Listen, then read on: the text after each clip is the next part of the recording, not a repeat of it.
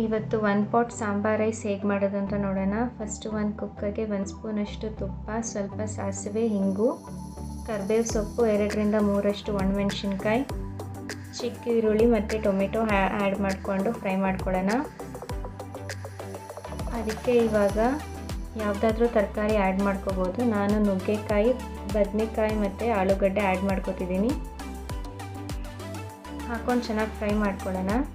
ಅದಕ್ಕೆ ಸ್ವಲ್ಪ ಹುಣಸೆಹಣ್ಣು ರಸ ಹಾಕ್ಕೊಂಡು ಅರಿಶಿನ ಪುಡಿ ಮತ್ತು 2 ಸ್ಪೂನಷ್ಟು ಸಾಂಬಾರು ಪುಡಿ ಹಾಕ್ಕೊಂಡು ಚೆನ್ನಾಗಿ ಮಿಕ್ಸ್ ಮಾಡ್ಕೊಳ್ಳೋಣ. 1 ಕಪ್ ಅಕ್ಕಿಗೆ ಅರ್ಧ ಕಪ್ ತೊಗರಿಬೇಳೆನ ನೆನೆಸಿ ನೀರಲ್ಲಿ ಅರ್ಧ ಗಂಟೆ ಅದನ್ನು ಆ್ಯಡ್ ಮಾಡ್ಕೊಳ್ಳೋಣ. ಇದಕ್ಕೆ ಇವಾಗ ಒಂದು 3ರಿಂದ 4 ಕಪ್ಪಷ್ಟು ನೀರು ಹಾಕಿ ರುಚಿಗೆ ತಕ್ಕಷ್ಟು ಉಪ್ಪು ಹಾಕಿ ಕುಕ್ಕರ್ನ ಕ್ಲೋಸ್ ಮಾಡಿಡೋಣ. ಈಗ ಈಸಿಯಾದ 1 ಪಾಟ್ ಸಾಂಬಾರು ರೆಡಿ ಆಗುತ್ತೆ. Thank you.